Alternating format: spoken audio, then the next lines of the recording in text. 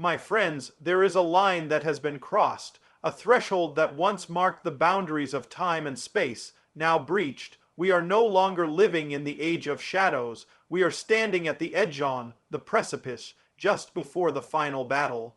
The signs have been given, the alarms have sounded, but who is listening? The world is not as it once was.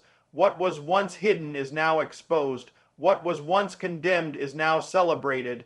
That which was sacred is now profaned. The nations rage, the kings of the earth take their stand, and the spirit of the age seeks to remove the cords of God himself. And yet, amid the chaos, the scrolls of ancient prophecy unfold. The prophetic signs that were once distant echoes in ancient scrolls are now unfolding before our eyes in real time. The very events that the prophets of old saw through veils of revelation are no longer confined to parchment or vision. They are erupting in headlines, in global tremors, in moral collapse, and in the very atmosphere of our time. We are no longer looking forward to the days of prophecy. We are living in the days of prophecy.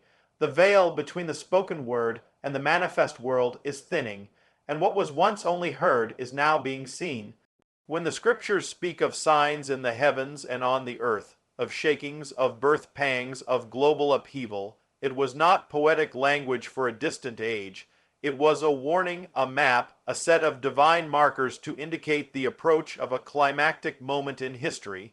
And now, those markers are appearing, earthquakes in diverse places, not only shaking the ground beneath our feet, but shaking the foundations of nations, of economies, of cultures that once seemed immovable.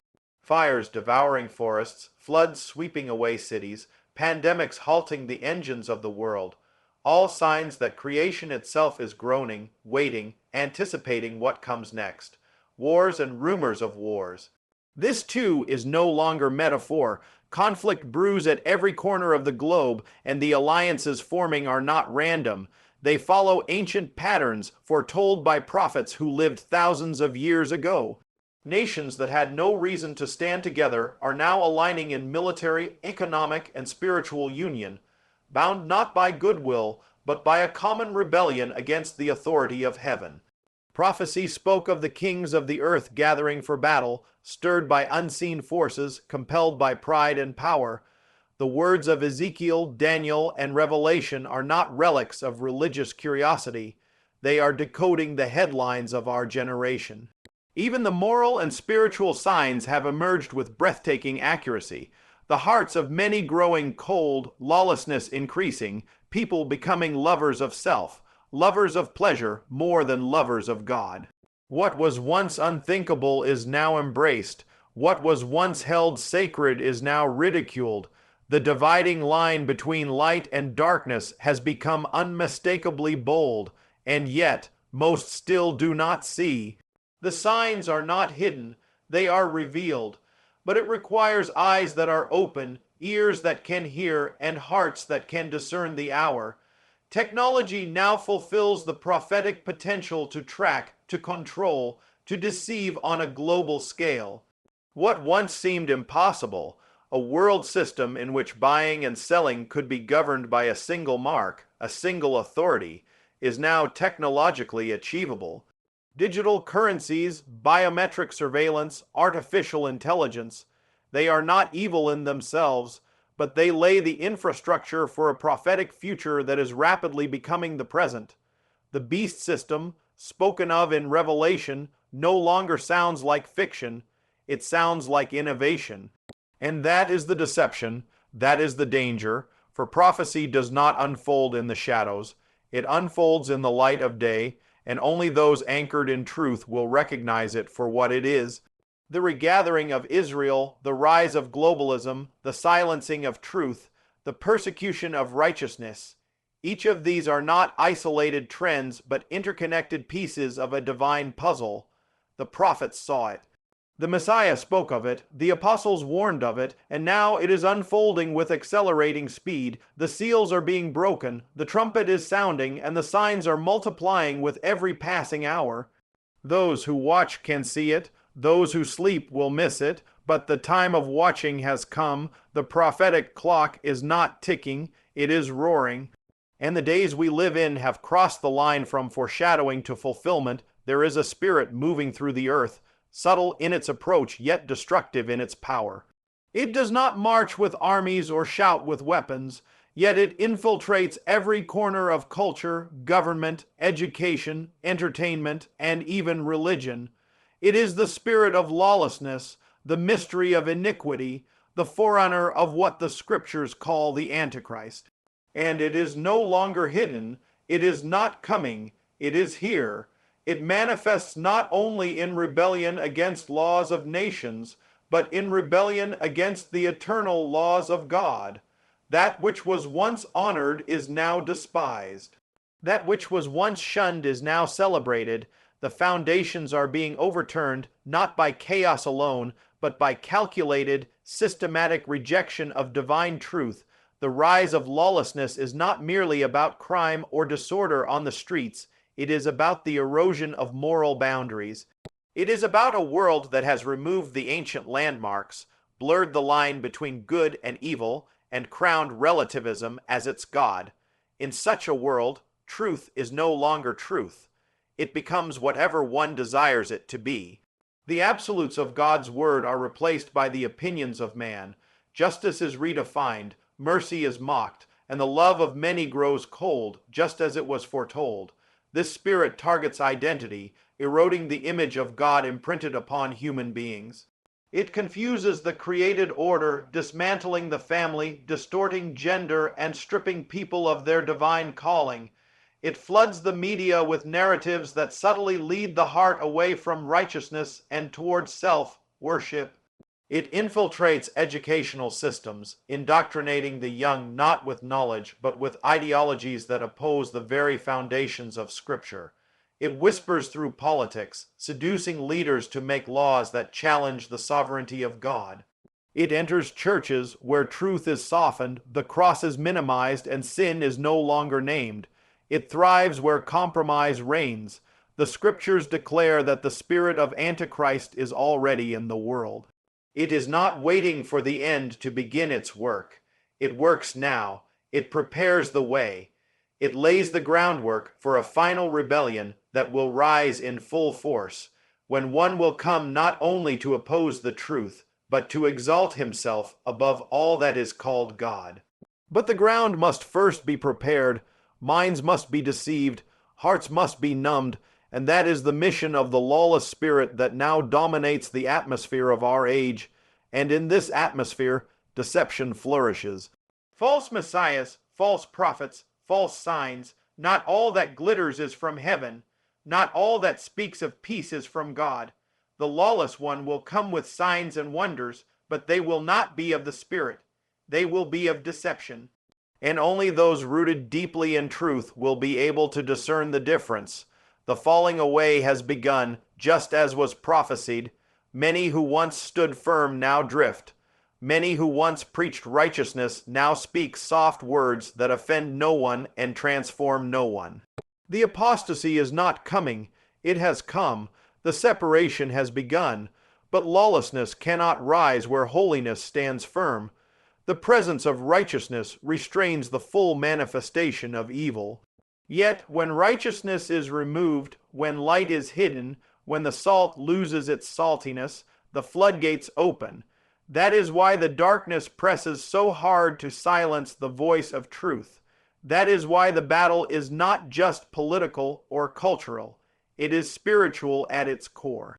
The conflict is not about systems alone, but about kingdoms. It is a war between light and darkness, truth and deception, heaven and hell. And the spirit of lawlessness will not stop until it has prepared the world for the final confrontation, until the restrainer is removed and the man of sin is revealed.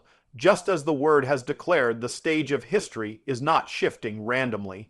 The movement of nations, the formation of alliances, the stirring of ancient enemies, these are not coincidental developments. They are strategic alignments fulfilling a pattern that was declared long before modern governments were formed.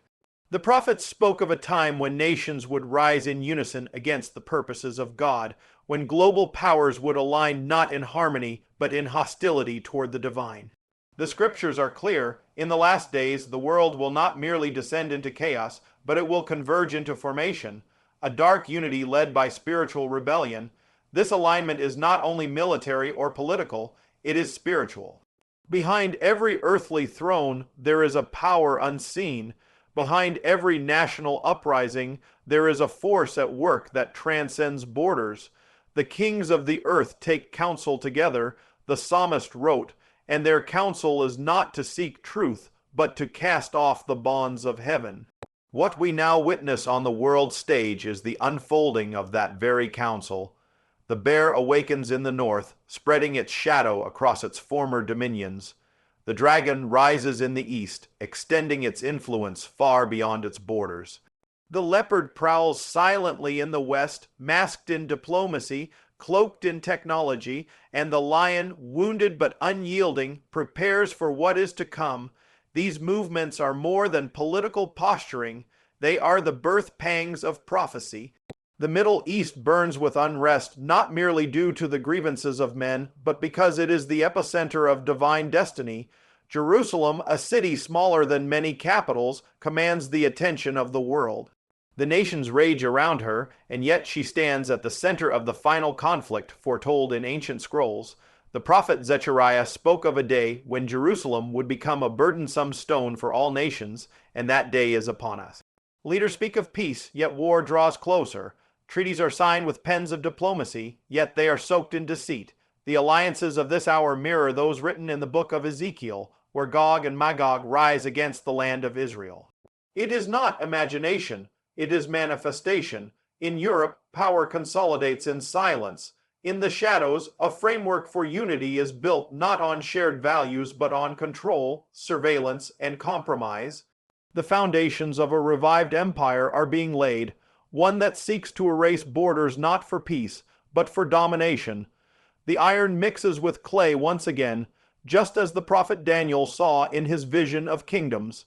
Strong yet brittle, unified yet unstable, this final empire will become the vehicle for the rise of the lawless one. These are not theories, they are the blueprints of heaven revealed through prophetic vision. In Asia, militaries swell and economies surge, but with them comes persecution, suppression of truth, and a rising hostility toward the gospel. The dragon does not sleep, it prepares. It exerts influence over seas and continents, weaving alliances with nations long silent. In the Middle East, the sons of Ishmael and Esau draw close, united not by love but by hatred for the covenant land. Their chants echo through ancient deserts, their missiles point toward the holy city. And still, the world is blind to the pattern unfolding before them. The kings of the earth do not act alone. The spiritual principalities, the ancient thrones of darkness, orchestrate their moves like a master conductor leading an orchestra of rebellion. The world grows smaller with every digital connection, yet darker with every spiritual compromise. A global economy, a centralized authority, a unified ideology, all forming swiftly, silently, and with prophetic precision. These alliances are not random. They are rehearsals for the final act, for the great battle that was spoken of in the valleys of Megiddo, the place where kings will gather for the war of all wars. It is not a question of if, but when. And that when is no longer far off. In the distance, in the heart of all prophecy, lies a singular place, a land small in size but vast in divine significance. Israel is not simply a nation. It is a sign, a miracle, a testimony that God's word does not fail. Its very existence is a witness to ancient promises made thousands of years ago, promises that defied history, empires, and exile. That a scattered people could return to their ancestral land after centuries of dispersion, revive their ancient language, rebuild their cities, and stand once more among the nations is not natural, it is supernatural. The regathering of Israel is not a coincidence of history, it is a fulfillment of prophecy, and in that fulfillment lies a key to understanding the times in which we live. The prophets declared that in the last days God would bring his people back to the land he swore to their fathers. The dry bones would live again, the wilderness would bloom, the ruined cities would be rebuilt, and what was spoken has come to pass. Against all odds, in defiance of every earthly power, Israel has returned. And yet, with that return comes a battle, not merely for territory, but for destiny. The enemy of God's purposes has always known that Israel holds a central role in the divine plan. That is why from the moment of her rebirth in 1948, the surrounding nations rose in war. That is why the world constantly scrutinizes her every move. That is why Jerusalem stands as a lightning rod for global controversy. Jerusalem is more than a city. It is the throne of promise, the footstool of the Almighty, the place where heaven once touched earth and will touch it again. It was here the temple stood, where glory once dwelled, and where the Messiah once walked. And it is here the final conflict will unfold. The scriptures speak of a time when all nations will come against Jerusalem, when the city will be surrounded, and when deliverance will come not by the hand of man, but by the arm of the Lord.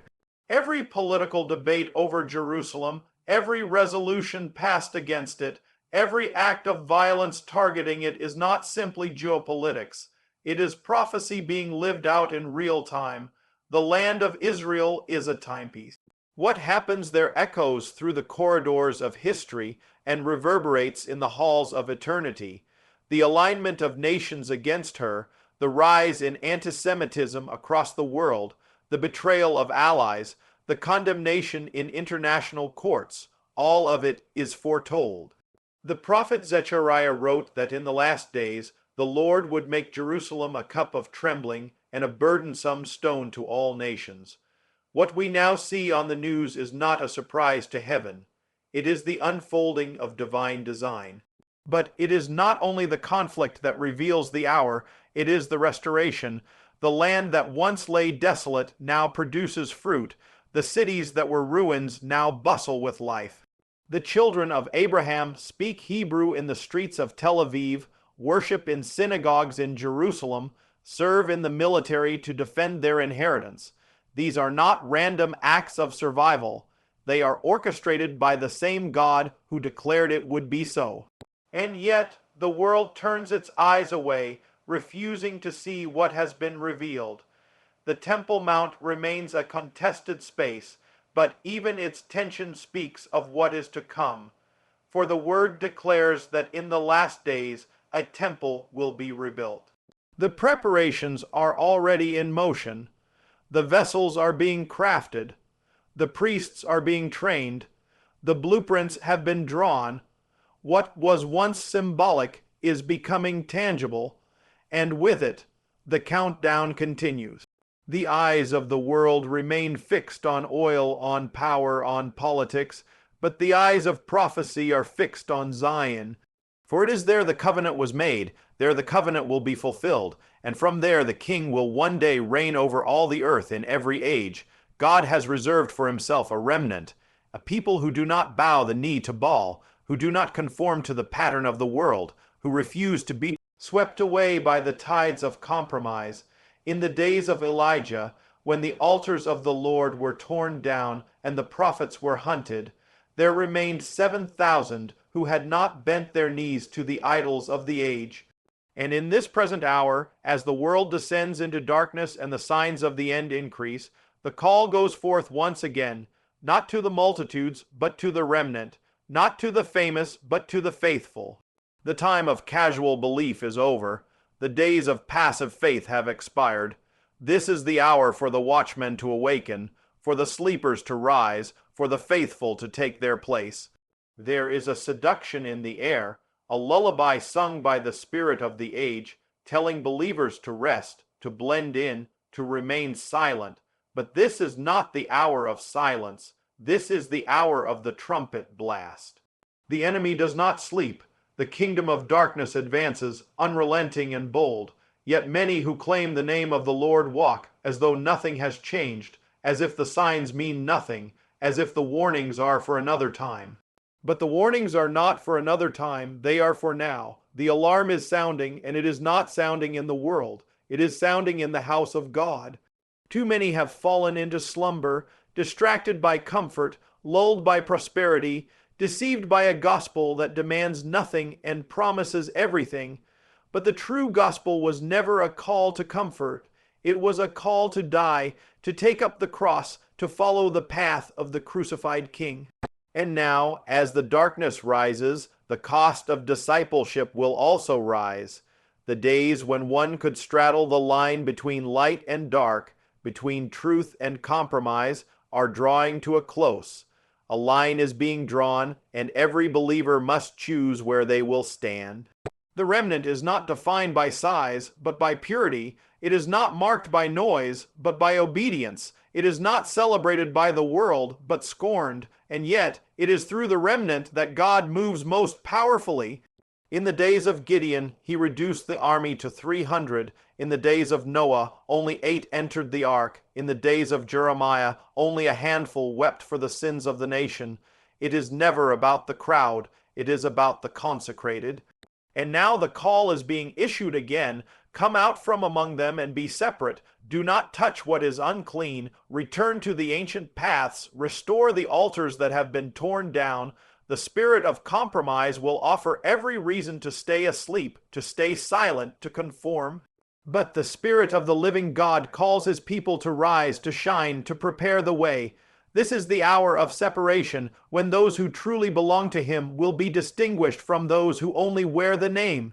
It is in the fire that gold is revealed. It is in the shaking that the unshakable is made known, and the shaking has begun, the fire has come. Only what is rooted deeply will remain. The remnant is not only called to survive, they are called to stand, to proclaim, to intercede, to prepare the way of the Lord. They are the voice crying out in the wilderness, the light shining in the midst of gross darkness. And though they may be few in number, they carry the power of the kingdom within them. Heaven does not count as man counts. It is not impressed with numbers or platforms or applause. It looks for faithfulness, for surrender, for hearts that are wholly his. And in this final hour, the remnant must rise, not tomorrow, not next year, but now. The call is going forth, the trumpet is sounding, and those who have ears to hear must respond with everything they have. There is a battle coming, but it will not be like the battles of the past. It will not be fought with swords or tanks, nor decided by diplomacy or treaties. It will be waged in the unseen realm and manifest in every dimension of life, spiritual, moral, cultural, and even physical. It is not a conflict over land or resources alone, but over truth, over eternity, over the souls of men and women. The final battle begins not on the fields of Megiddo, but in the hearts of those who walk this earth. Before a war can be waged in the nations, it must be waged in the spirit. And before the armies march, the people of God must prepare not their weapons, but their hearts. Preparation for this battle does not begin with strategy, but with surrender. It is not a matter of gaining strength in the flesh, but of emptying oneself to be filled with power from above. The war that approaches will expose every pretense, every false foundation, every compromise hidden beneath the surface. Only that which is rooted in truth will stand. The shaking will come, and all that can be shaken will fall. But those who are anchored in the word, in prayer, in purity, in obedience, they will endure.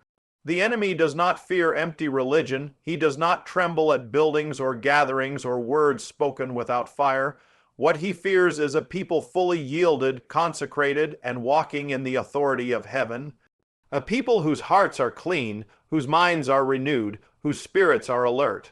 A people who have been forged in the secret place and who emerge with the roar of the Lion of Judah upon their lips. These are the ones who will not be moved when the flood comes. These are the ones who will not bow when the furnace is lit. These are the ones who will overcome not by might nor by power, but by the Spirit of the living God. Preparation means returning to the altar, not the altar of performance, but the altar of sacrifice. It means laying down every idol, every distraction, every weight that hinders. It means refusing to live halfway, refusing to serve God with divided loyalty. It means letting go of what is comfortable and embracing what is eternal. The heart must be cleansed, the spirit must be humbled, the mind must be renewed. This is not a call for outward appearances, but for inward transformation. For the final battle will not be survived by those who simply profess the name of the Lord, but by those who walk in covenant with him. To prepare the heart is to return to the fear of the Lord, to tremble at his word, to seek him not for blessing, but for his presence. It is to cultivate oil in the lamp, to watch through the night, to stay awake when others sleep. The days of superficial faith are over, the time of playing church is past, the season has changed, and with it the demands of the hour. Those who are not prepared will be swept away by the storm. Those who are not grounded will be carried by the winds of deception. The deception will be strong, the voices will be many, and the signs will be convincing. Only a heart rooted in truth will discern the difference. The final battle will separate the true from the false, the holy from the profane, the light from the darkness. It will require courage, not the kind that comes from emotion, but the kind that is born in the presence of God. It will require endurance, the kind that is forged through trials, through fasting, through faithfulness in obscurity. It will require eyes to see beyond the natural, ears to hear the whisper of the Spirit in the noise of the world. It will require a heart that has been prepared not just to fight, but to stand, to shine, and to overcome by the blood of the Lamb and the word of their testimony. The signs are no longer subtle, the warnings no longer distant. We are not waiting for prophecy to begin, it has already begun. The final battle is drawing near, and the clash between light and darkness is intensifying with every passing hour. The line has been drawn, and neutrality is no longer an option. This is the hour when every heart must choose. This is the moment when compromise must be cast off and boldness embraced. The spirit of the age is calling for surrender, but heaven is calling for warriors. The world is descending into deception, but the remnant must rise in truth. You were not born for comfort. You were not placed in this generation by chance. You were born for battle. You were called for such a time as this. Not to shrink back in fear, but to rise in holy fire. Not to blend into the darkness, but to shine all the brighter within it. The trumpet is sounding, the shaking has begun, the King is coming. Let your lamp be full. Let your hands be clean, let your heart be ready. Stand firm, stand bold, and stand unshaken, for the battle belongs to the Lord, and he is calling his people to rise.